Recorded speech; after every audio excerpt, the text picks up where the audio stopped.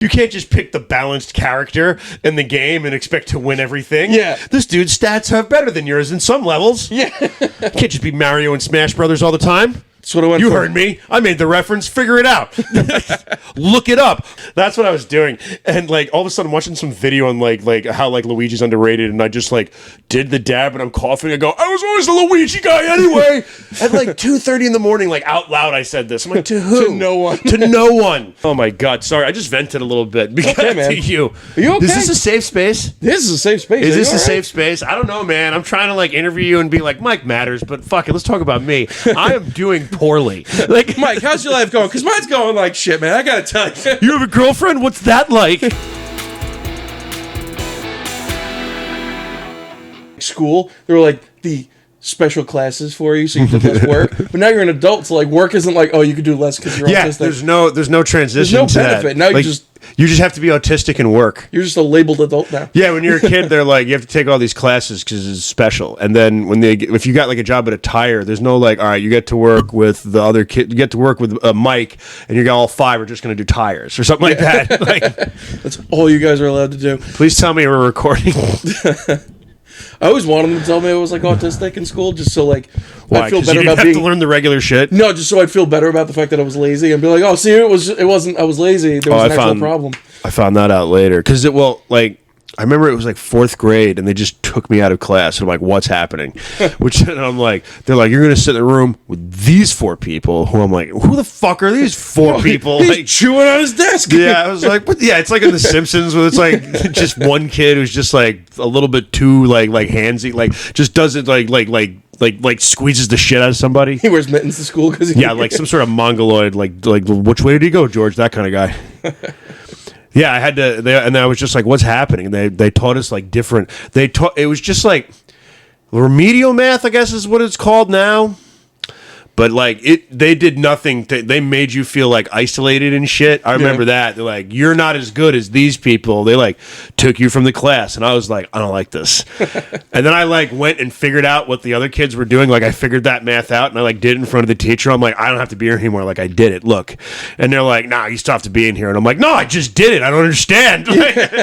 Like I remember doing it in front of her. It was some sort of like multiplication shit, and they were like, no, well, this isn't how it works. And I'm like, yeah, but I just proved to you I can do it. Isn't this why we're doing this class right now? Isn't this why? Like, and they're like, well, no, that's not how things work, Joseph. And I was like, I don't accept that. And then I started crying. And that's I cried Because it was fourth grade. Yeah, as one does. But I did question it. But I did remember saying, I'm like, I just did the thing though. And they were like, no. And I'm like, nah. Like, What else do you want from me? Well, you know, long division, 9 years old. yeah. I felt a little fucking stupid back Yeah, then. So and I watched a lot of movies from the 90s that when the kids would insult each other, they would call each other retards. And like, I think they did that in like Three Ninjas. So I remember like sitting there watching it and being like, that's me. Like, Chris, are we recording? Yeah. Oh, fuck. Was all that autism stuff on there? Yeah. we might have to bleep some shit. Nah. Nah. As long as we don't talk about any kind of like, we don't curse in the first minute, which I don't think we did. And we don't talk about anything like awful, like some sort of sexual assault stuff. Cool. Okay. Which that's fine to say. We just can't use the awful words, or else YouTube gets mad. Fair enough. Anyway, molestation. No. What's up, everybody? We've been gone for a little bit. I just want to address that before I introduce our guest. Couple of things happened. Personal side, I got laid off and dealt with it poorly, so I went on about a week and a half's depression bender. So that's good. That's done now. And then the other half of that is I've been filming a movie, which takes up a lot of time, and just haven't had time to record. And I've been trying to work on a couple other things, but I love this podcast, so we're recording again. And we're back with a dude who I've met going to the mics a bunch, and I've seen you perform a few times. Seen you more at the mic, but I like you. I think you're a swell guy, as Alex Bradley would say. Ladies and gentlemen, Mike Tanzi, right? That's right. Not Tanzia. I say Tanzia. You called me Tanzia, and It sounds better. You should change it. we should, because you doubled down. Yeah, I did. You're gonna go with me. You're gonna help me do it. Look, I have to be the witness to the sign. you came up with it, so now Dude, Mike Tanzia sounds like a star.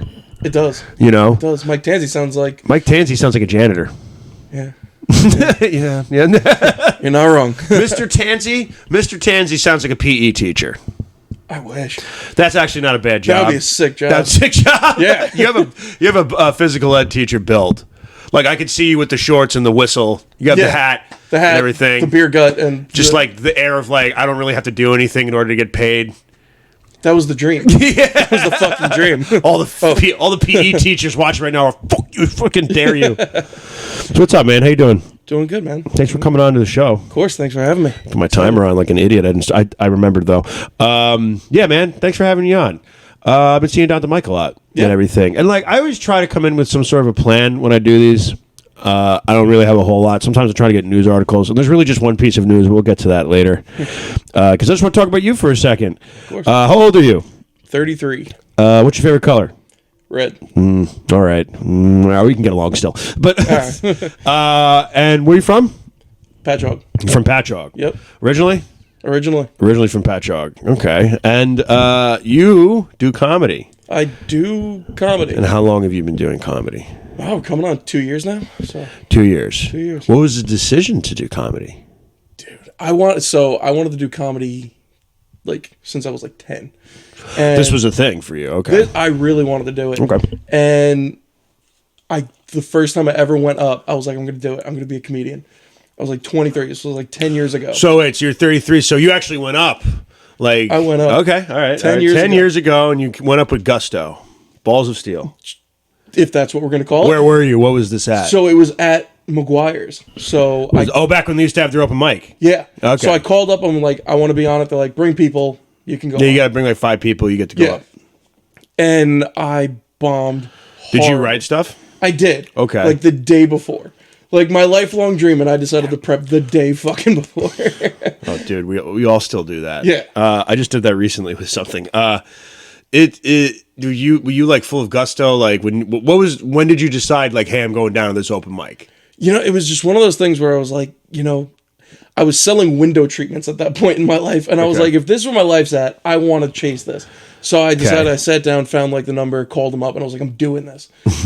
And it went horrible. So you called him up and were like, get ready, buddy. Mike Tanzi's coming down, and he's bringing laughs. It was probably more, hello, this is Mike Tanzi. Can I please be on your show? Is that how you sign up? Huh? Is that how you signed up for the show? I think I called. Okay, it was 10 years ago. I don't remember. And you just went down there and like, I got 5 people. Yeah, basically. What? Do you remember the jokes you told? Oh my god. Do you remember? Did you think they were brilliant at the time? Of course I did. Oh. Of course I did. And then as you're saying them and everyone's just staring at you, you're like, oh, maybe I should have thought those through a little better. Like immediately. I think one of them was like, what the hell did I say? I was like, oh yeah, my parents are upset that I want to be a comedian. I mean, that's what you get for lying about Santa Claus for all those years. A stupid joke. Oh, God. I thought it was clever, but it's like, no, that was yeah, but you're also just like, how awesome am I? Like, yeah. No, I immediately knew. They gave me like 5 minutes. I did 2.5. I ran through all my material so fast, and I was like, holy crap. And then oh man, that's something you figure out real quick when you start. You're like, 5 minutes. Oh, that's not a whole lot of time. I'll write like 3 things. Yeah. And then you do them, and because you've never fucking done comedy before, you go up and you're just like, I've run through everything in like 3 minutes. Yeah.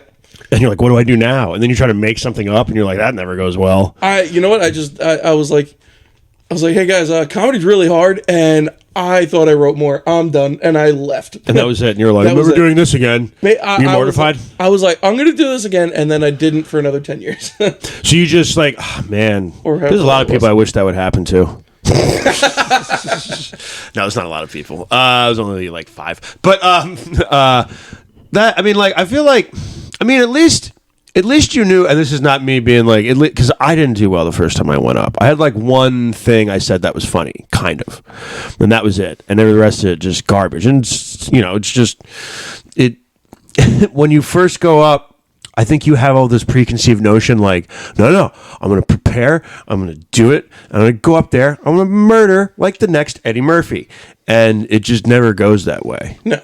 and immediately afterwards, there's two reactions I find that people have. Either you understand what just happened up there and realize that you have to like really work on this in order to be good at it, or is the other side of that where some dude walks off stage and he was like, must have been the crowd, I did great. Yeah. Like, those Love dudes that that are guy. just like, man, that was a pretty good set, and I'm like, pretty good set.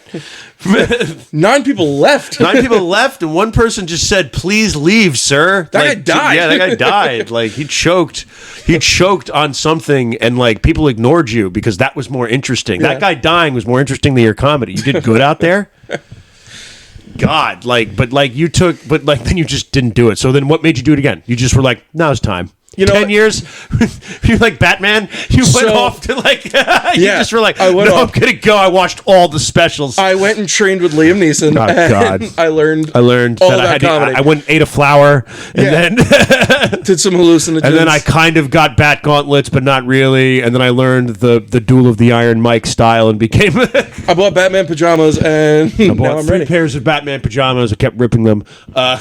Yep, basically. So I like. What made you do it after 10 years? So life kind of hit like a rock bottom kind of thing. And I was Okay. like, all right, time to pick myself up a little bit. Okay. So I started throwing myself into like a bunch of stuff. Okay. And comedy. I Was it like deeply personal stuff? Yeah.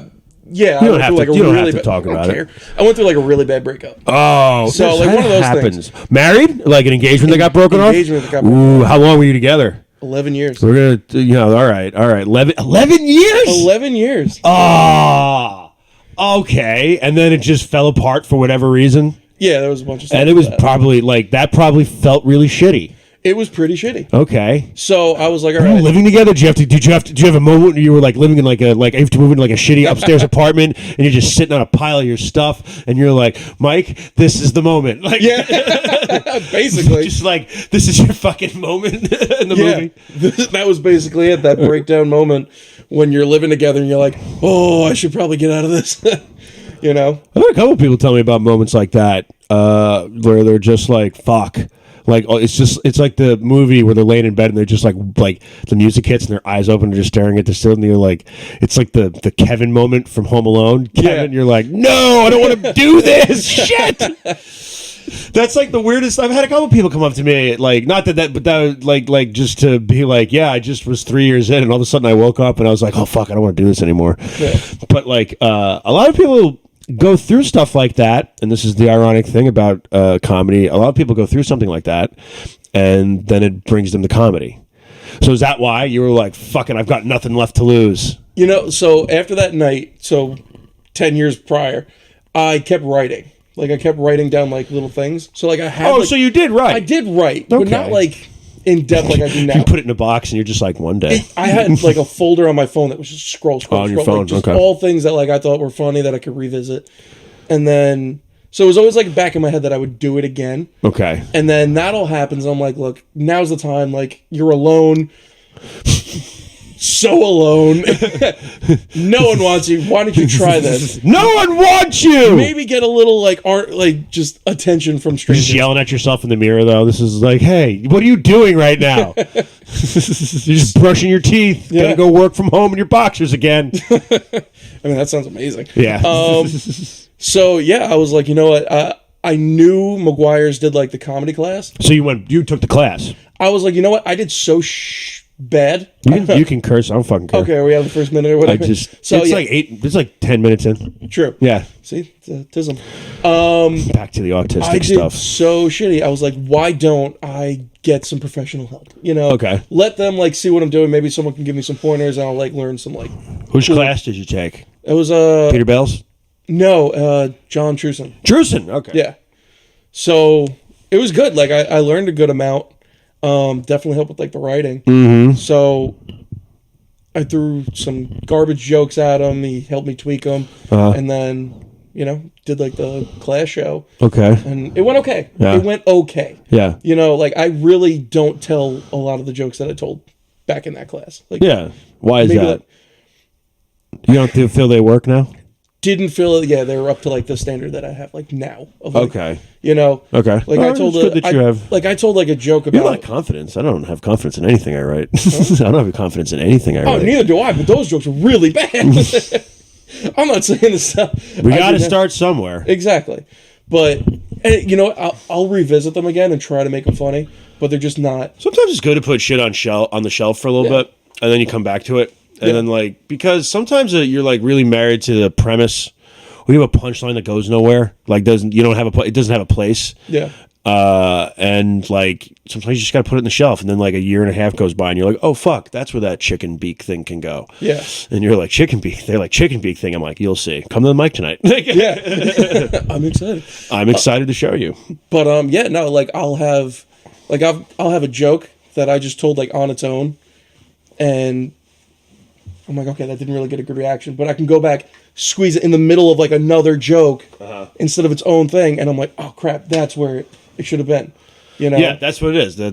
Because you do it over and over again. Because a lot of it's muscle memory. Like eventually, you just know a joke so well that you start like figuring like because you know it up, down, sideways. I think you start tweaking it. You have the ability to more tweak it. Like it's harder to tweak something that's not fully developed yet.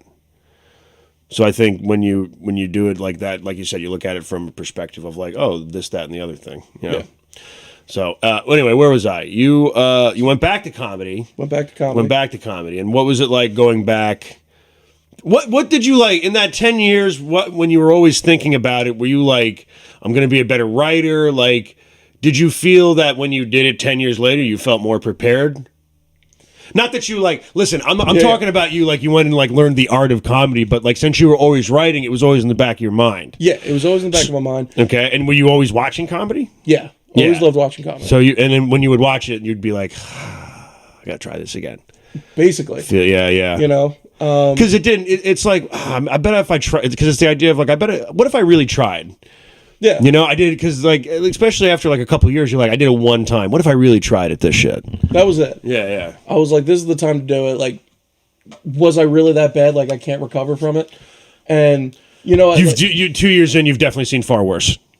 You've seen far worse. Yeah. You know, like, I literally just did a show in Westchester where the headliner crumbled.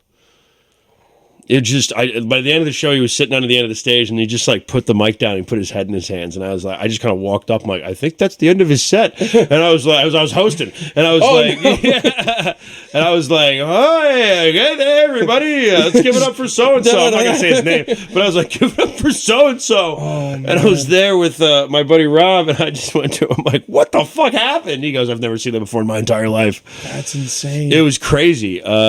Yeah, but like you've seen far. I'm like, man, you had props. You had props and shit. One of them was a dildo, and the other one was like a mannequin hand, and there was a hole through the mannequin hand. And his joke was, "This is how Jesus gives a hand job." Well, now he knows who you're talking. I felt Chris wince at that. That's what he. But that was the humor. It was one of those places where it was like, say anything you want, and I'm like, okay. And he goes up to me and he goes, say anything you want. And I go, I feel like that's not true. Like, yeah. I feel like you say that to be cool because but it's just not. I just feel like that's not true. No, like it's say anything. Say anything I want. This place will riot. Yeah, like not even that. No, I'm not even giving me that. I'm like, like you can't. Like it's just like a weird thing that people say that be like, you go up there, you go up there, you say racial slurs if you want. It's like, no, don't do that. Like, like that's their mind state. Okay, where is this? Oh, you want to go? It's a cool place. It's called. It was up in Westchester. I think it was called like Saw. It was something with like saw in it. Sawmill. Okay. Yeah, it was Sawmill, something like that. It was a packed house, so I'm not going to speak ill of the establishment. Yeah.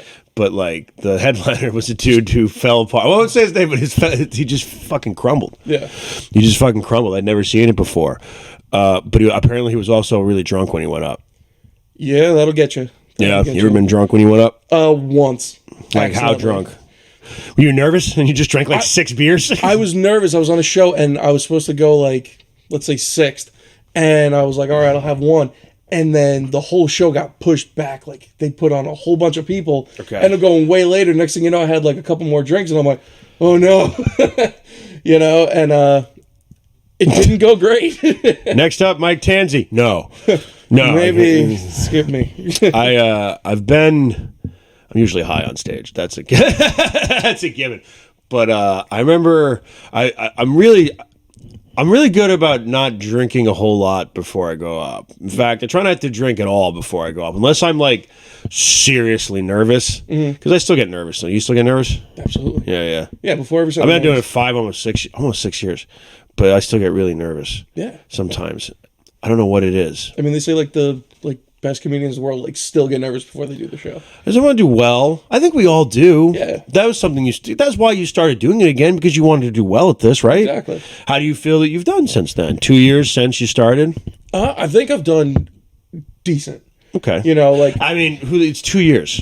Yeah. I've been, like I said, I've been doing it like 5-6 years. I still like I don't know a fucking thing. That's it. I just say that. Like it's just you just constantly keep learning shit and you constantly try to do better.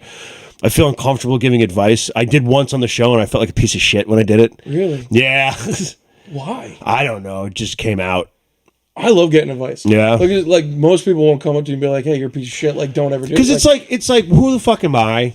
This is like a therapy session, but I'm like, who the fuck am I? Like, you know, Should I lay? No, don't lay. God, all right, 45 minutes left. No, I'm kidding. No, it's just like I think because there's going to be some people out there that'll probably give like I guess unsolicited advice or that probably shouldn't be giving advice out there. You know what I mean? And like I don't want to be one of those people. I'd rather just be a good comedian. You know what I mean? And that's why I'm like I don't know. I get uncomfortable too because I don't know. I'm kind of still figuring out my own shit. Yeah. You know, and I think a lot of being good at this is figuring out who you are as a comedian. And I don't mean that from any artistic sense. It's just like every comedian that you like is unique because they're specific, you know? Yeah. Like who's your favorite couple comedians? Let's see. John Mulaney. Okay. Pull that mic a little closer to you, by the way. No. You're Mike. Oh. No. You are Mike. Pull that mic closer to you. I grabbed this one. You said no. Yeah. There you go. Okay. Don't get loud with me. There are 3 mics happening right now. I understand. That's why I was like, I probably shouldn't have said anything. You know my tism. My tism. I wish I could take credit for tism, but I'm sure it exists. Yeah, it exists. I know. I heard it from somebody else.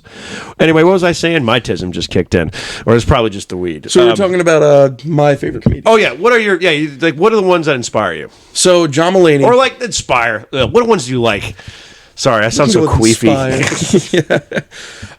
No, like John Mulaney. Definitely, I just watched his new special. Like, great storyteller. John Mulaney? Yeah. John Mulaney. Oh, the new one? I haven't watched that one. yet. How is it? It was good. It was good. You know, he touched on a lot of the stuff that, you know, people wanted to know about because his life went a little addiction shit and everything. Yeah, so because that was crazy when they were like John Mulaney went to rehab, and I'm like, this guy in the suit who looks like he delivers my mail.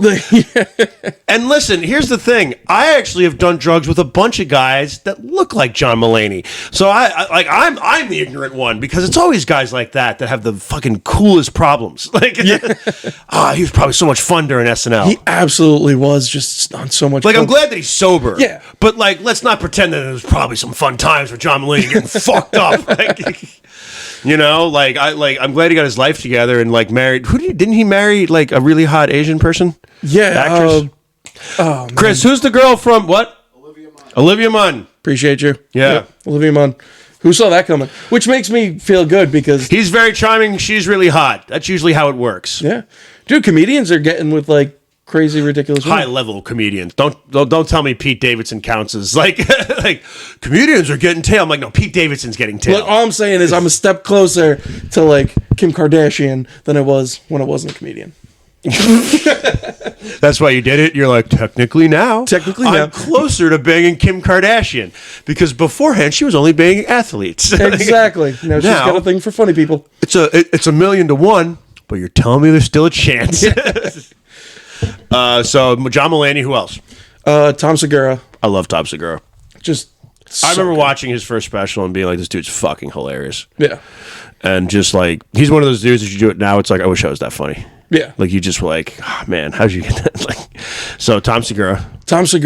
I mean, now that you got like, everyone loves like Tom Segura, Bill Burr. Like, Bill Burr is absolutely hysterical. Bill Burr is almost like Carlin. Like, a lot of people usually say him. Yeah. You know, like, George Carlin has since passed on many years. And Bill Burr is like a Chappelle. You know what I mean? In a lot of ways. It's like, he's one of those comedians that's at a level where most people like him. Most people like Chappelle. Most people like Bill Burr. I'm trying to think of anybody else at that level.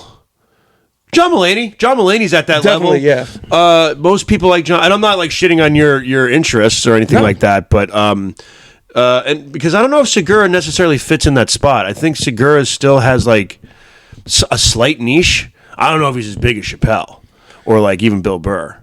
I think he would still feature for one. Maybe, no, don't. I'm not gonna cut that out. I'm not getting X from. Yeah, right.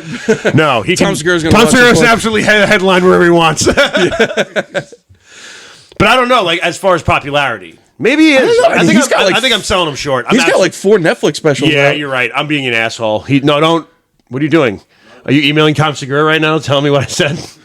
I think you're wonderful, Tom Segura. I'd love to be on your show. I think you're amazing, Tom Segura. You just had an episode with Big J Okerson, which is amazing. It's my big. I always say that. My Big J Okerson's one of my favorites. He's freaking awesome. I like a lot of New York guys. Okay. Like a lot of those, like Sam Morril. I sound like such a hipster. Like, you know who Sam Morril is? I just saw him at the Paramount. Wait, just like he doing an hour, or was it like him and another guy? Someone opened for him. Veter?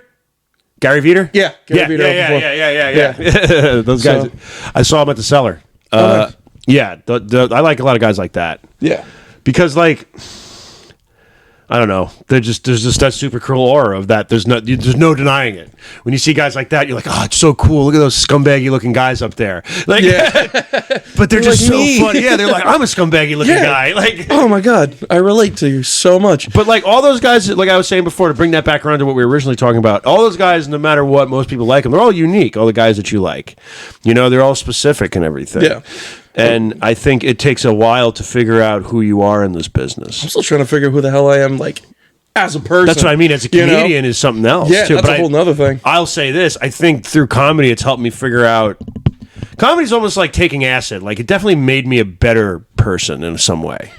You know what I mean? It's true. Like, I took hallucinogenics. I definitely learned some shit about myself. And I'm definitely learning shit about myself now that I've done comedy. Do you feel that way? Yeah. Yeah, definitely. you feel like you learned something about yourself? Definitely. What do you feel like, because you went through a breakup, do you feel like it's been have you I don't know if I've seen a whole lot of stuff about your relationship. Have you ever done any jokes about that? Yeah. You tend to do a lot of nostalgic stuff, which is why I like your stuff. Okay. You tend to do a lot of, like, you're like, when I was, stuff when you were a kid and everything like that, which is some of my act, too. Yeah. Actually, I'm trying to talk about how most of this stuff sucked for people of the 80s, but I don't know how, because I'm a child of the 90s. Yeah. Because everybody was like He-Man. I'm like, that cartoon blew. It was bad. The animation was terrible. Yeah. The big fight was them running around a pillar, and then that was it. And we're like, till next time. I was like, we had full motion cartoons when I was a kid. Such better stuff. Such better freaking stuff. But you do some nostalgia stuff too. Yeah. But have you ever talked about relationship? Yeah, I've talked about, like, I've done some relationship jokes. Are you afraid? Like, this is me prodding. This is the therapist thing. Do you want to talk? Do you feel you could talk about it more? This is just me. I'm not saying that you should. I'm just asking. No, totally. I've definitely got. Do you want to talk about it more? Today, no. No, not now. I mean, in your comedy. Yeah, no. I'm definitely going to get more into the stuff like that. Do you think it's a comfortability thing for you and wanting to, like, because sometimes I think in comedy, some people don't want to expose their whole hand. Fuck it. Just figuring out a way to work it in there. Exactly. Yeah. Has it been like a healing thing for it too? Has it helped deal with and come to terms with a lot of stuff? Yeah, I've moved on. Like, I'm in a new relationship now. Yeah, but I'm saying, like, that's good. But like, she would have got mad if I didn't say it. Very good. Well, that's good, man. So, like, in putting that shit in there, So 2 years into comedy, and you're still figuring stuff out. We all are. Yeah. When you write and everything like that? What works for you? Do you like write everything out? Do you just start with a topic and go to the mic and riff it and go from there? Like, how do you like to write your shit? So, like I said, I've got like that whole page of stuff in my phone. So I'll go back in there and I'll look for like a random topic. Yeah. And I'll be like, all right, let's try to write about that. And I'll try to write it. Sometimes there's been a few times I've just gone to the mic, went through the phone, and be like, let me just go up there and talk about it. If it screws up, it screws up. And then maybe something funny will come out of my mouth. I do that sometimes. Yeah. Because I'll have nothing sometimes. I'll be like, I have these 5 things I never tried. Yeah. And I'll look at my phone or I'll have the notebook or something like that. And then I'll see someone like Alex Bradley like writing 25 things in the moment. And I'm like, I suck. Like, dude, don't get me started there. He's just so like. Chris showed up with more jokes than the whole room one time. Because Chris comes down to the mic every once in a while. And he had like 5 pages like of typed out shit. And I was like, you've written more jokes than everybody here. Yeah. Like, just for this. Yeah. For this one night. But like even other people, I'm like, I was amazed by it. Because I'll have like 5 scribbles on a napkin. And I'm like, I hope this is funny. Yeah. Like I've got my book and I'll write it up. No, I have a book too, but like I have like sometimes I won't have my book on me, so I write it on like whatever I have on me, like or my phone, or sometimes I'm like it depends. Depends on like I have this weird thing where my brain will be like write it in the phone, no, write it on a piece of paper, something about it. I don't know what it is. I do like writing. Like if I'm writing out a joke, I get the dopamine from writing. Yeah, you know what I mean. Know what it is. But like, yeah. I like doing a pencil. Yeah. Yeah, I do too. I have the thing on the. I think I have my book on the table over there. But so you like to write like the whole thing out? Yeah. The whole thought. The whole thought. Okay. So like that was one of the things I didn't like the class, but like I like the idea of it, which is like just write out everything you can think of about that, and then try to start like pulling stuff out. That's a writing exercise. Yeah. Yeah. So like I try doing that. But so you're just like Star Wars, and then you just go from there. You just write everything you can think of about Star Wars. Something like that. Yeah, and then pull what you think works best out of that. Yeah. He's giving away his writing tricks. I'm pretty sure you could YouTube that one. Probably. How to write comedy. That'll be like the first one that pops up. They teach you that in fucking English 101 writing. Yeah. In college. All right. So, I think most people when they write shit, I'm always fascinated by it because a lot of people do it differently. Yeah. Like there's a lot of people who don't do mics, which is fine, but like they'll write and they'll like perfect it from like a performance standpoint where they feel, because they have a lot of people have a knack for like beats and comedy and everything like that, and then they'll go and do it at a show and everything like that. Yeah. I personally just like the pure workout of the mic. Yeah, it's for a dude who doesn't go to the gym. I enjoy going to that gym. Like I enjoy just going to get the chance to just go up and be up there because I think you know if you got the time, might as well go up and do something. Honestly, I mean, it is a muscle. If you want to get better at it, yeah. You know? Comedy is definitely like a muscle. Like, because I've gone like 2 or 3 weeks without performing. Yeah, I try to do at least once a week if I'm not, you know what I mean? Like if not 3 times. Exactly. You know? Like, but like, I'll do like 2-3 weeks and like I didn't go. And all of a sudden, like, I forgot the shit that I know best. Yeah. You know, like the stuff that I love to perform, like, at the show. I've got like 3 new jokes, and I'm always on my ass about writing new stuff, and then I'm like, I am writing new stuff. You just never do it, and I got to do the new stuff. Yeah. Because you write the new stuff, and the mic, it's okay, and then you're like, okay, I did it at the mic, and then you're like, all right, well, I'm not going to do it there, because it only works at the mic. Yeah. And you're like, just try it at some random show, you know? But, yeah, I understand what you're saying, yeah. But some people don't do that. They just work it. I didn't do mics for a long time. Did you just write? I was just writing, and you know, I wrote my stuff. I tried to get like my best 5-6 minutes, and then I just kept doing like a dude that feeds off of energy. A little bit. Okay. A little bit, yeah. I definitely match energies and stuff like that. Yeah, or like but like on this, because you definitely are like you have you're not so much like large personality up there, but you're like how do I put it? You are big, but you're not loud. Like, you know what I mean? Yeah. Like, I know Mike Tanzi. Like, you know, you come up there and it's like you have that eye-grabbing thing. Do you have confidence when you walk up there? Do you not feel confident? No, not at all. Not at all? I have like 0 confidence, but I just fake it. Good. That's what you're supposed to do. Yeah, I just fake it. But I don't look like I don't sound the way I look, is what Chris, I've been told. Make sure you take every soundbite of me laughing like Seth Rogen and turn it into a 3-minute clip. Continue. Perfect. Because I'm going to get the comments on it. Perfect. Yeah. I mean, look, I look like him. You sound like him. Oh, man. Should we just put my voice through Mike's mouth? That's what we're going to do? All right, good. You guys are in for a treat. Oh, it's so hot. Yeah. So, apparently, I don't sound the way I look. Like, when we did... What do you mean? So, in other words, like I'm like a larger guy, but like I'm timid you're as like hell. tall. You're not like fat. No, but like broad-shouldered. Yeah, but like I'm very timid. You know. Yeah. We did what was it? There was like on Twitch. We did like an open mic, and they were like recording, and then Geek Court, Nerd Court, Nerd Court. Is that it? Yeah, Nerd Court. Nerd Court.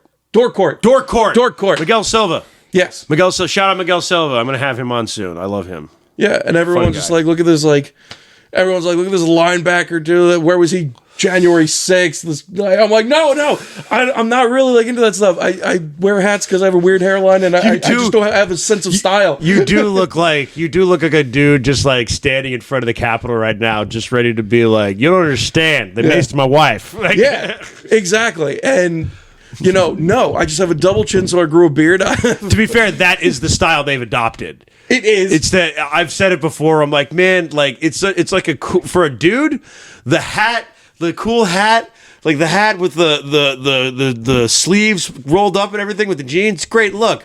But a lot of people just assume that you want to overthrow the government. Like, yeah. like they're like, and I found it out that day. I was like, damn, I guess I just like hats. Yeah, same. I like hats and I like neutral colors. I have really weird hair, so I wear a hat. I have a jacket with an American flag on the back. It's, you ever seen it? Yeah, it's the people make jokes. It's the racist jacket. Yep, the racist jacket. You had it the other night. Because every time people come up to me and they're like, "Hey, brother, like I like your jacket," and jet fuel doesn't melt steel beams, and I'm like, great. Oh shit! It's like I get the conspiracy nuts and everything. Like, I mean, it's just a cool jacket. Johnny Knoxville wears the jacket. That's why I have it. Yeah, it's the Johnny Knoxville jacket from Jackass. Yeah, which is in turn the Easy Rider jacket that Peter Fonda wears. Because I'm a dork.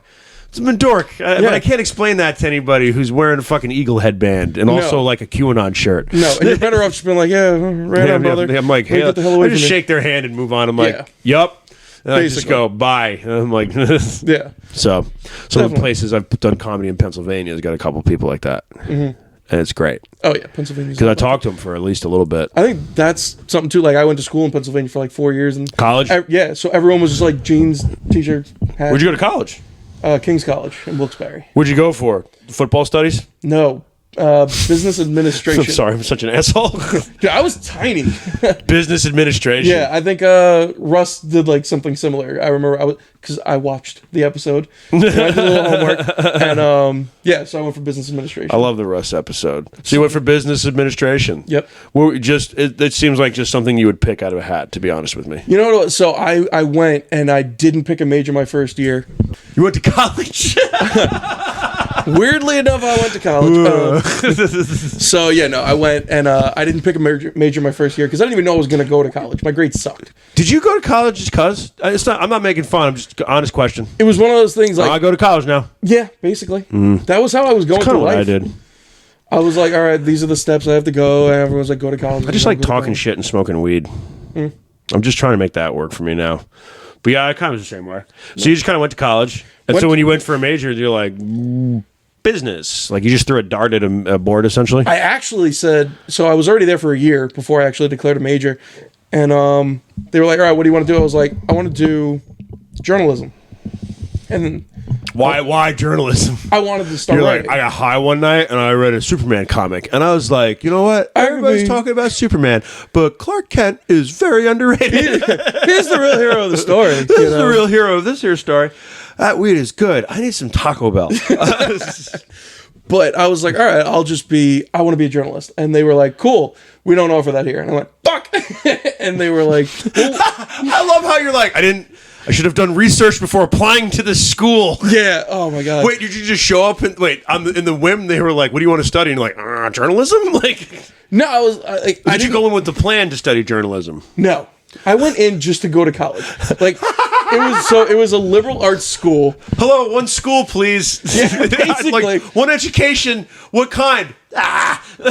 Whatever you got. Whatever you got, man. Whatever's on the dollar menu. Well, you have to pick journalism. All right, we don't have that one. Well, no. So it was a liberal arts school, so they didn't make you declare a major at first. Yeah, I know. Yeah, I should have done that. So which I love. They're like, you want to come fuck around for like 2 semesters? Go ahead. Yeah, it was great. Yeah. So I tried some stuff out, and I was like, okay, I want to write. I'll take journalism. So the woman's like, we don't offer journalism. And I was like, well, this was a dud. She's like, well, it's a business school, and it's like a nationally accredited business school. I'm like, business is broad enough. Screw it. So I jumped into that. You got convinced with the vigor of like a barroom argument. You're like, yeah, you know what? It's the same thing. Dude, I barely wanted to be there. I was like, fine. That 2 works. classes in, you're like, this sucks. Like it wasn't going to be science. I wasn't going to major in anything with math. Business. I hate math. And at that point, like, if you were like an English major, people were like, why? It was like, that was like the stigma. So. Ugh. Yeah, because it's like you at least have to feel some purpose. So you're like, I'll be a business major. Yeah. And I'll be able to get a job doing something. Yeah. And that's it. And then you're like, I'm just gonna coast and eat sandwiches and drink beer. Basically. Yeah. Yeah. Basically how it went. And I was like, all right, maybe something will stick and I'll go for it. I mean, Did you change your major at all? No. I ended up minoring in like HR. So that was about it. Because I was like, screw it. I had some extra classes. College is such a weird. It's silly. It's such a silly, like, go to college. I'm not telling people not to get educated. Go to college. But, like, it's a weird, like, I look back on it, like, I went to school for theater. And, like, I went to school because I kind of did the same thing. It was, like, communications. And, like, eventually I was just like, I'll just act. Like, I always liked doing that. I'll just do that. Because I was like, somebody, I think my like, what's the person you go to get your classes? Like your... Not guidance counselor, you're... Yeah, they're guidance counselors, sort of, whatever the fuck they are. And I was like, I just like, they're like, what do you like to do? And I'm like, I liked entertaining people. I did the plays. And they're like, all right, well, why don't you just go for theater? That was it. That was the extent of the conversation. And I was like, cool. I was like, where do I go? And they're like, well, like a lot, I didn't have great grades. So I went to like Suffolk. And it was like, but like, it was such a weird experience because like, I didn't really know what the fuck I was doing. Yeah. I just went to classes and then like, I got like partied at night. That was it. That was the dream. That was the dream. That was the dream. Just, go to class and then like you drink beer at night with your buddies or whatever the fuck. And then that's it. Everybody has a weird party every once in a while. And then that's college. You didn't learn. Did you learn anything in that experience? Not from like classes. You have to learn stuff when you go to like grad school, or if you're going to do something like insane, like be a doctor. Yeah. Like that requires attention. Yeah. But like also, I've seen doctors drink. Those do a lot more drugs than anybody I've ever met in my life. A lot of my friends became doctors, and I've done cocaine with so many doctors. I've bought cocaine from doctors. That makes more sense. But like, well, at least it's like good. Yeah, but like I'm just saying, like I've like it's always like it's this rigorous thing, and yet I've like med students. I have like not that I party with med students, but people that have been to med school usually drink the most and do the most weird shit. Yeah, they're not just all cool like George Clooney on ER. I don't know where I was going with that, but I'm just saying. So college experience. I don't know. It's just it's just weird because so you went through that and then you graduated. Yeah. So you graduated and then you were just like comedy. I mean, a little bit. Pretty much because you graduated. How long after you graduated did you do comedy? Like 4 or 5 years? I guess so. I was 21, and maybe like 2 years later is when I went up that day, like on that stage. And then didn't do it again for like years after. Wow. Yeah. Had it all figured out. You're like, I don't need this business degree. I'm going to go and wow them with my brilliant humor. You know what it was? So like you go for your... So here's... So the woman who told me we didn't have journalism, she's like, all right, do business. So I was like, I'll do business. And you think like business is broad enough. This conversation feels like it was like way too quick, and you were just like, journalism, don't got that. Business. It was like 8 in the morning. Yeah. I was like, fine. I want to be here. Pick my future. I don't care. I want to go get a bacon, egg, and cheese. Oh God, I don't have those here. Fuck, I forgot. Yeah. But I was like, fine, business. I was like, it's broad enough. Like I could be a manager of something, or I could, All right, whatever. I'll manager a Burger King or whatever the fuck. Yeah. I don't care. I'll manage a Barnes & Noble. They'll be around forever. Yeah, exactly. Like, so I was like, it's broad enough I could do something with that. And then you realize, like, you get your business administration degree, and then when you get it, it rips its mask off, and it's just another liberal arts degree. And you're like, fuck, it's too broad. It doesn't have anything. Yeah. So you got to get specific for shit like that. Exactly. Like, even in the arts, like, if you're going to be in theater, just get the theater degree. Because if you're going to do it, that's going to count more than just getting a broad liberal arts degree. Yeah. Because that means, it's like, well, you only know a little bit of everything. Yep. That's basically what it is. Yeah. I do some writing, I do a little bit of acting. It's like, fuck you. There's people starving out there trying to get this that decided to just go through NYU and be like, yeah, theater degree. Like, give me money now, please. Give me money now. Am I famous yet? You can't just pick the balanced character in the game and expect to win everything. Yeah. This dude's stats are better than yours in some levels. Yeah. Can't just be Mario and Smash Brothers all the time. That's what I went You for. heard me. I made the reference. Figure it out. Look it up. People listening right now being like, he's talking about nerd shit again. Yeah, look it up. Fucking assholes. 100 subscribers. I'm going to lose subscribers now. Anyway, Mike Tanzi, we're back. You might get like 4 more. Dude, they're like, this guy's got balls. For the Luigi fans out there, Oh, man. Mario sucked. You saw it? I didn't see no, not the movie. Oh, I mean, you're like just in saying? Smash Brothers. Like, Oh, you're just saying Mario sucked for the Luigi fans out there? Fuck Mario. Luigi was the best, and he's the only one I'll pick in like Mario Kart. I don't know why, I was always more keen to like, we're going to go out, this is the tangent we're on now. I was always more keen to like Luigi. Yeah. You know why? Because in my depression of getting laid off, I ended up watching a lot of retro video game, like fucking things on YouTube, like stuff that just makes me happy. Yeah. And a lot of them are Mario based because it's like, they're like the greatest games ever made. Yeah. So it's just that's like our childhood. and like through this at like 2 a.m, I remember saying out loud to myself, because this means I was doing well. I think I just did a dab, and I was like, I did a dab. I was like, not even drinking. I can't even be an alcoholic. I'm just like sucking down Red Bull and just like doing dabs. I'm like tired, like the equivalent of sucking down like caffeine pills and then doing like barbiturates or something. Like that's what I was doing. And like all of a sudden, I'm watching some video on like how like Luigi's underrated, and I just like did the dab, and I'm coughing. I go, I was always the Luigi guy anyway. At like 2:30 in the morning, like out loud, I said this. I'm like, to who? To no one. To no one. To no one.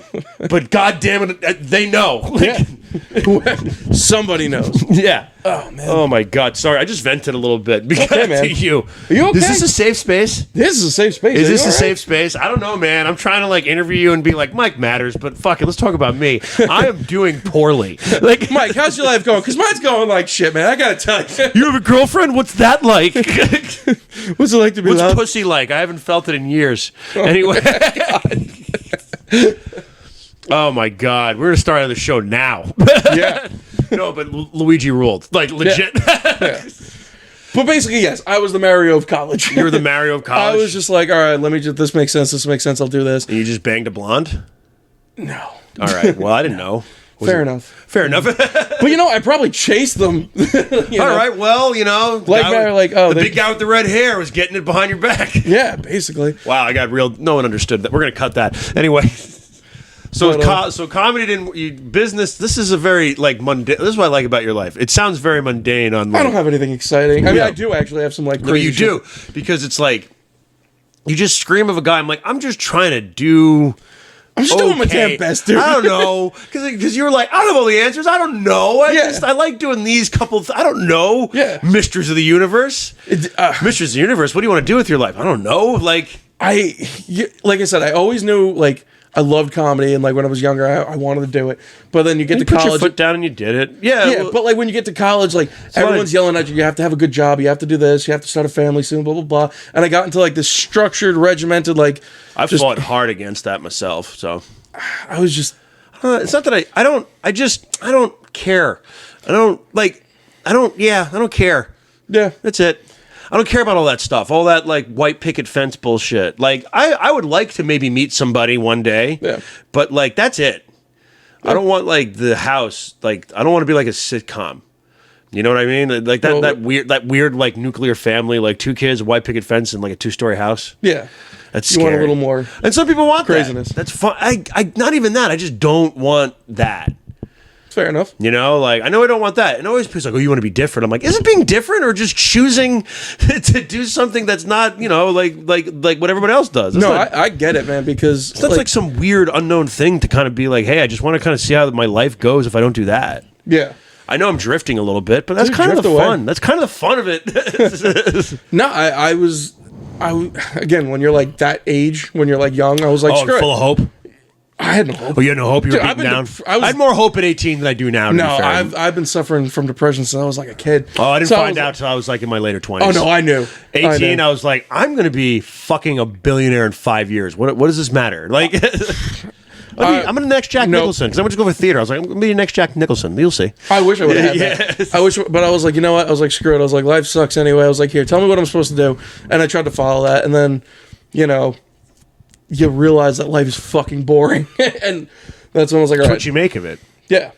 you know? So If you just follow those like structured steps, it's boring as hell. yeah, it is. You know, and I, you might be comfortable, but you're not happy. I always remind myself of that too. Of like, I could do this. And like I always joke around. I'm like, if I really wanted to get married, I could do it in 3 years. And I don't mean that like I've got this figured out. It just doesn't seem hard. Like, like from everything that I've seen, I'm like, all I have to do is like make myself available, really go on like a date, meet somebody that I kind of get along with. And then like after 2 years, they're going to be like, so when's this happen? I'm like, all right, it was 2 years. Cool. Let's do it. And like be okay. And then you're sitting on a pile of clothes in your apartment where they're going, oh shit, I gotta get out of this. Just shoving a gun in my mouth. Yeah. Like just no, I'm too much of a pussy to do it, so I just do it like I just lick the end of it so I can feel something. Just rub it against your teeth, you're clicking. Like, just to hear the click, click, click. Yeah. It's a revolver though, so I just run it down the side of my face like that. Honey, I'm coming. We're coming to the recital. Put it on the top of the toilet again. Just tell me we're gonna get out of here. We're gonna get out of here. But like again, if you want that with your life, that's fine. You know what? And after everything happened, I got away from it. No, because I know people who are happy and married. For the record, yeah, absolutely. And more power to them. Yeah, just don't think not that many, but I know some. No, but I do know some. Yeah, and that's fair. Yeah, you know, I've seen some divorces happen too horribly. About four. That's it. Four that I know of. Okay. 4 that actually, there's other ones that I'm like, it's coming. I got a buddy who's got like 3 just on his own. On his own? On his own. I know a guy that's going. He's the problem. But if you're going on your 3rd marriage and everyone else isn't, it's common denominator. Every once in a while you meet a guy or a girl that's like, I don't know why it hasn't worked out. I'm like, 5 marriages deep? I don't know. I think maybe it's you. Maybe you're a psychopath. Yeah. Like, anyway, enough about that. So we have to talk about some tragic news. I just opened up a little bit too. I was just like, I'm sad. I stay up too late, wake up at noon. There's a cyanide pill by my bed, and I just look at it, and I'm like, it's there. Yeah, fucking. I don't know about you, but the King of Filth died. Not filth. Jerry Springer passed away. I didn't know he was 79 years old, by the way. I thought he was older. Really? I thought he was like 70. I thought he was like... I mean, watching him, when I was like a kid. Do you have memories of Jerry? I do. Absolutely. I feel like we all... You're around... Yeah, you're like 33. You're around my age. So it's like... Jerry Springer was... Like, if you got sick and stayed home from school... Yeah. It was this or The Price is Right. Oh, yeah. Oh, but it was... I always chose Springer. Yeah. Like, Price is Right was fun... But I chose Springer because I'm like, this is bonkers. It was absolutely absurd. But he was like, and he ran forever. It was like, at one point, I think it was the longest running show on television. Bob, can you look that up? Can you look at, like, was he like the longest running show on television at some point? Sure. Just look it up, see, because he had like weird statistics that, like, I think did he ever win an Emmy? I think it's one of the only shows to never win, like, to have numbers like he did, never win a They could never give him one. A daytime, you could have given Jerry Springer a daytime Emmy. Maybe. A daytime Emmy? That's trash. Soap operas, like, that's what they're giving it to. You know what I mean? That's daytime Emmy talk. Yeah. There needs to be, that's reality television. It was. It was this and Cops when we were growing up. That was reality television. This was more scripted, although, like, do you remember... I remember, like, there was, like, a documentary about it. And what I always loved about Jerry Springer is he would have, like trash on. Like, and I don't mean, like... Most garbage of the garbage. And I don't mean, like, you're being mean. Like, these are trash people. Yeah. These are... And after a while, you kind of got it, like, hey, like, you go on, you make a big scene, that's kind of the show. And they're like, yeah, that's what we signed up for. You get paid, like, a couple $1,000 to go do it, right? Yeah. So I understood it, but, like, they were going to people who had low fucking morals. Like, you know what I mean? Like, they were just like, hey, do you want to talk about all this crazy infidelity? It's like, you're having sex with this girl, this guy, and this transsexual. Do you want to bring them all on at once and just, like, see what happens? And they're like, yes, I would like to do that. I would very much like to do that. 10 grand, you say? Yes. Uh-huh. But, like, I love how you would have all these trash, and they would fucking fist fight each other, and they would punch the shit out of each other, and they would call each other all kinds of racial slurs and like shit. Like you knew when they beeped stuff on Jerry Springer, it was for good reason. Yeah, you know what I mean. Like, it wasn't like beeping shit. Like, they were saying curse words that they didn't know existed. They were like, I don't know. Like, I remember there was some Jamaican lady on one time or some, and like she said shit that I'm like, I don't even know if that's like a word. And they were like, they were beeping because there was like but like they beeped so much shit on there. They were curse. But like at the end of the show, he would always sit down in front of that fucking mural and be like, here's my final thoughts. Yep. What is love? Is it something that we can embody? Is it something that we can be? Maybe we need to be true to ourselves. At the end, what do we really know? I'm Jerry Springer. And like that, his final thought after you just watched fucking like two hermaphrodites hurl fucking feces at each other, and like the husband of the girl that they're both having sex with try to beat them with a chair, and they're like, what is love really? Like, and like he would try to bring it because Jerry Springer started off as like a Jenny type show. He did, yeah. He was like Geraldo at one point, like when it started out. I think Geraldo was the edgy one. Yeah, because he brought like people on, and he had people talk about like he reunite. Like there was a time where it was a battle. It wasn't all trash. Like he would bring in sort of the sideshow acts, and then he would bring in like somebody who had been estranged from their mother, and they would like cry, and it was like a real like moment. Like I wish we could. Can you bring up old Jerry Springer clips? Like old Jerry Springer clips. Like heartfelt or something, because like I remember watching like Scott Hall being on it, and there was a kid with like brain cancer, and it was Scott Hall the wrestler, and he was the Intercontinental Champion, and he like left the belt with the kid. Oh wow! Yeah, I'm pretty sure that was on Jerry. Yeah, that's on Jerry Springer. Literally right freaking there. Yeah, when he was Razor Ramon. Yeah. This is like 6 minutes, but like this is like a nice. Are you just muting it? Yeah, like he's on there. Yeah, and this is like, look at him. Look at that fucking dude, though. Oh my god, look at that 90s hair. Dude, he was rich. Dude, that dude got so much pussy because of this, too, probably. Oh my god. I mean, and look, he's got that little girl up there. And this is like, look at everybody's behaving right now. Yeah.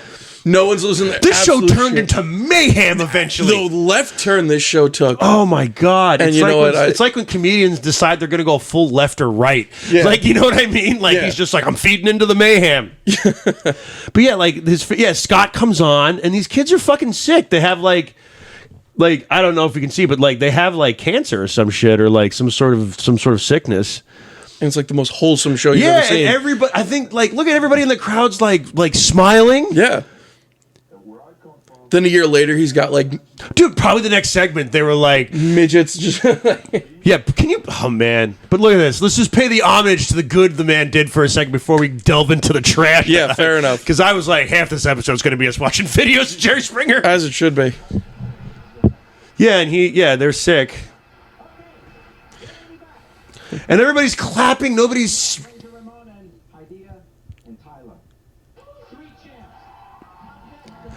Look at this. No, like, hey, I'm a trans woman and I'm having sex with your husband. Like, that's not like, it's just, hey, these kids, they're doing well. And we're bringing in this wrestler, their favorite wrestler. Make-A-Wish before Make-A-Wish. Yeah. And fuck you, Make-A-Wish. Jerry Springer did it. He did it first. But then he would have like someone come on in diapers. Yep. And then he'd be like, or there's like Pablo Francisco. You know who Pablo Francisco is? One of the comedians who actually inspired me. He does a bit that I actually kind of like where he talks about Jerry Springer, and he goes, that dude just wakes up in the morning and just puts on a suit and tie. I'm like, all right, I'm going to start some shit today. And it's true, though, because he'll have somebody come on, and the guy will just be like, what's your issue, sir? And he just goes, I don't like blacks, Mexicans, or Chinese people. He goes, we happen to have some blacks and some Mexicans and some Chinese people Here's here. a nice, see what like, you can do with the always like, because it's true, though, because every time they'd get some cross-eyed fucking yokel dude named like, this here's Jed, and Jed's been cheating on his wife with 3 women. One of them being her mother. It's like, is that true? It's like, Jed, is that true? Yes, it is true. And she doesn't know. No, she doesn't. Well, she does now because she's back. Like, how did not one guy stand up and be like, yo, what? Yo, Jerry, you said we were just going to come on and like have fun. Because they came in the same car. Yeah. Like, yeah, they all were like, listen, like, we're going to go beyond. Does he have to break it to her right there? It's like, all right, listen, I'm going to be honest with you. I am cheating on you with your mother. I know. Save that energy. We got 10 grand in the bank. I will give you half, and you don't ever have to see me again. Let me guess, you're going to run away with my mother? Oh, absolutely. 100%. And your aunt. And my aunt. Yeah, it's that bad. You know, like it was always like the most absurd thing ever. And he was a legend because like we all grew up watching him.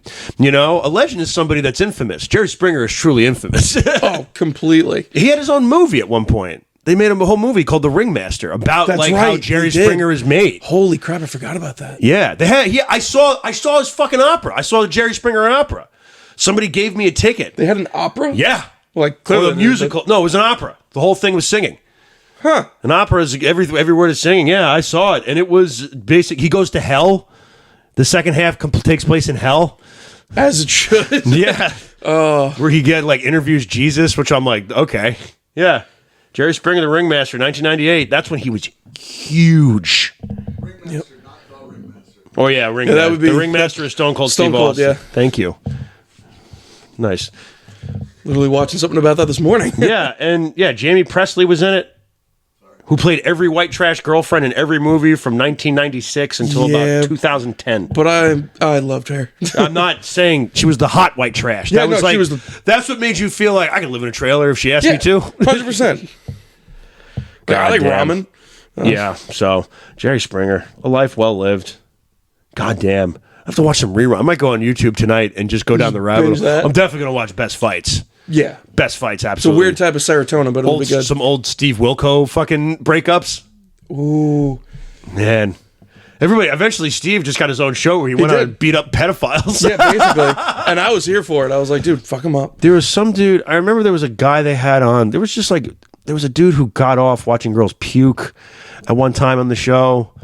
Yeah, because you never knew you never knew what you were in for. Yeah.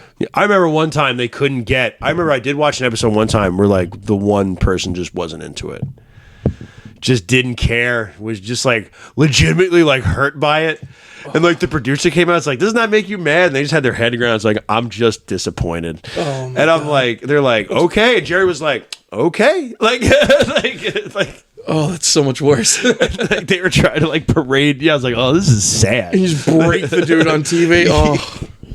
Oh man, yeah, but if you ask me my fondest memories of Jerry Springer, it's staying home sick from school. Yeah, 100%. Because it was Maury and that. Yeah, Maury that. And Montel Williams, that was the other one, which essentially were classier, better dressed up versions. Jerry Springer laid into it. Their set was a literal warehouse, just a scummy. It was just it wasn't nice. You know what I mean? Yeah. At least Maury had decor. It had It was nice. It looked like a doctor's office kind of set. Montel Williams was real nice. Always wore those nice suits or those turtlenecks. Yeah. Always looked like he was trying to help somebody.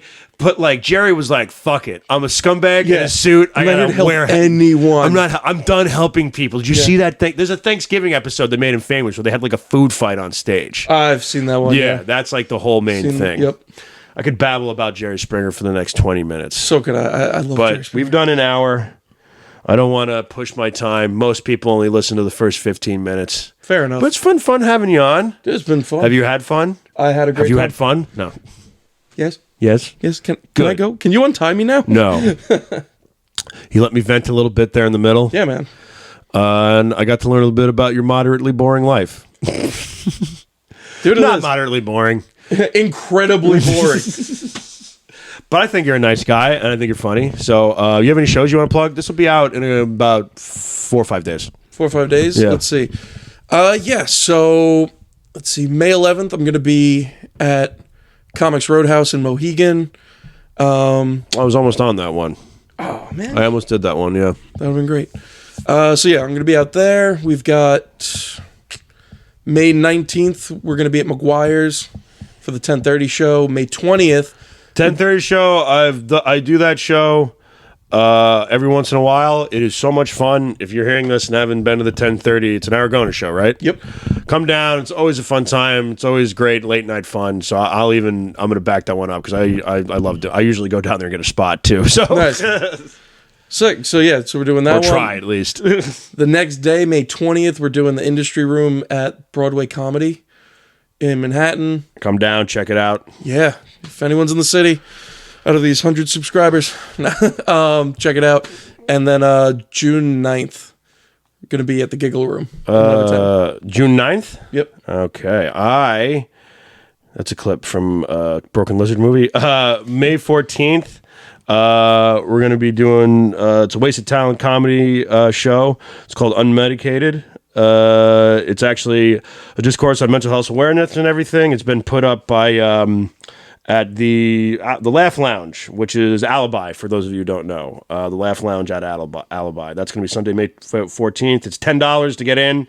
The doors are at 7 p.m. Show starts at 7:30. It's an Eventbrite link, which I'll put a link to it below my name.